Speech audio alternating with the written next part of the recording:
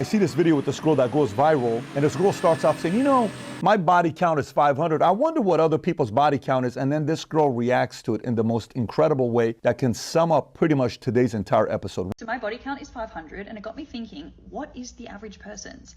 Like, I'd be right up there with you, girl, except my dad kept saying this stupid phrase throughout my childhood.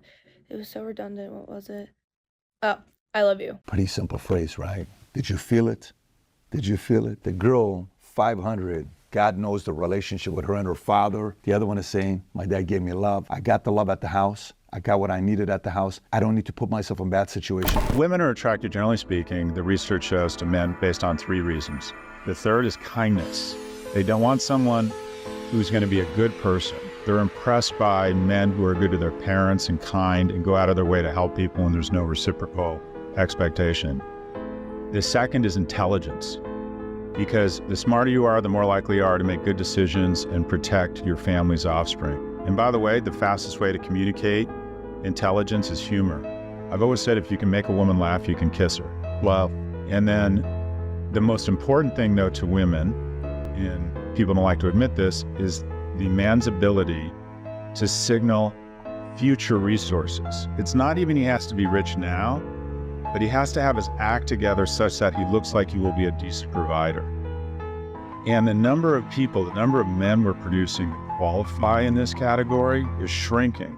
Always choose women who are attracted to you. I always say to men, you will never ever get the same level of respect and love from a woman who's not attracted to you. Choose a woman who's attracted to you. When you try and bypass that because you want a woman out of your league and you just want that, she can be out of your league as long as she's still attracted to you. Some women are just attracted to you regardless, so she has to be attracted, and how you measure how attracted she is to you is how much physical affection she initiates. When we're attracted to a man, we constantly initiate physical contact. Once she's attracted to you, she has to trust your judgment. How does she trust your judgment? You have intense amount of self-control. You have self-control. If you are impulsive and you are chaotic, some women will find that attractive, but they are usually also very impulsive and chaotic women. Most women want a man that they know is naturally somewhat responsible. It might sound boring in the short term, but in the long run, there is nothing more unattractive than an old teenager. So don't be that guy. It's just not attractive to a woman. If you don't practice self-control, you won't have self-respect, and therefore you won't actually achieve your long-term vision. How do you deal with a man that is more sensitive than you?